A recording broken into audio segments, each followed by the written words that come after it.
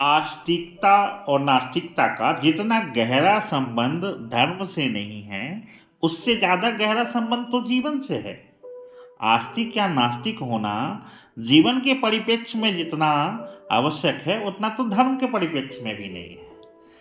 जीवन में आस्तिक होने का मतलब है कि जीवन के प्रति आस्तिकता।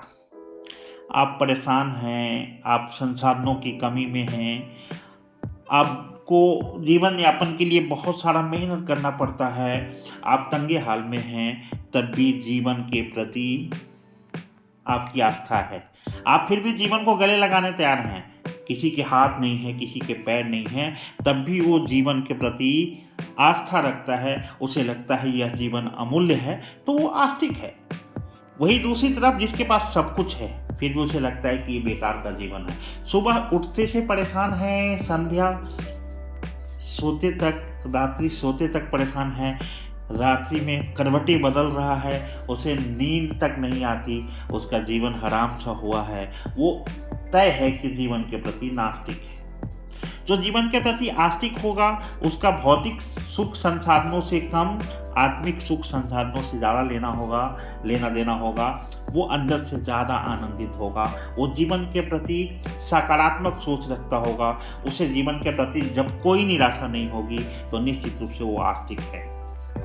नास्तिक तो वो तब माना जाएगा जब उसे लगता है कि हाय राम, ये कैसा जीवन मिला है, ये कैसे जी पाऊंगा, कैसे, कितना कठिन जीवन है।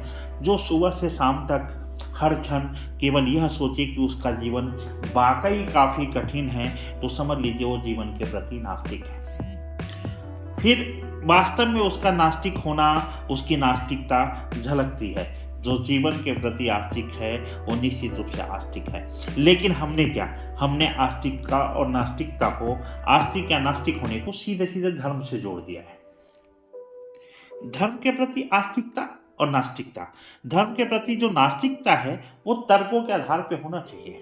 अगर कोई कहता है कि मैं परमात्मा को इसलिए नहीं मानता क्योंकि मैंने परमात्मा को देखा नहीं है, तो संभव है कि जिस दिन उसमें परमात्मा की झलक दिखे, संभव है कि उसके विचार बदल सकते हैं। और जब जिस दिन भी परमात्मा का झलक दिखेगा, वो उस दिन से आस्तिक हो जाएगा। परमात्मा के प्रति जो नास्तिक है, वो कल को आस्तिक हो सकता है। लेकिन जो जीवन के प्रति नास्तिक है, वो ना तो कभी परमात्मा के प्रति आस्तिक हो सकता है, धर्म के प्रति आस्तिक हो सकता है, और ना ही जीवन के प्रति आस्तिक हो सकता है। क्योंकि मनुष्य जीवन में सबसे बड़ा धर्म तो यही है कि आपका जीवन कैसे बेहतर चले। जैसे शरीर को अत्यधिक भोजन देना भी शरीर के साथ हिंसा है, वैसे ही शरीर के लायक भोजन की व्यवस्था न कर पाना भी शरीर के साथ हिंसा है।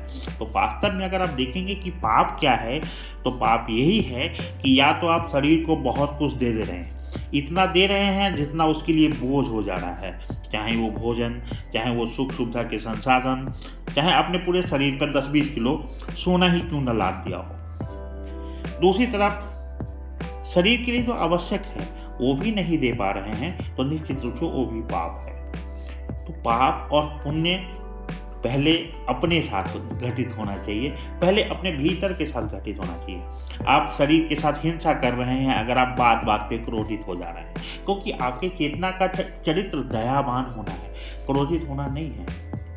आप प्लानिंग कर रहे हैं, आप छल कपट कर रहे हैं, आप दुष्ट भावना से प्रेरित हैं, तो ये सब जो है वो निश्चित रूप से आप हिंसा कर रहे हैं अपने शरीर के साथ। फिर आप नास्तिक हैं, क्योंकि अगर आप आस्तिक हैं तो आपको यह महसूस होना चाहिए कि अगर आप किसी के प्रति गलत सोच को अपने भीतर जगह दे रहे हैं, तो सबसे पहले इसका वायरस, इसका इन्फेक्शन आपके भीतर के जगत को संक्रमित कर रहा है। इसका संक्रमण सबसे पहले अभी अभी आपके भीतर आ गया।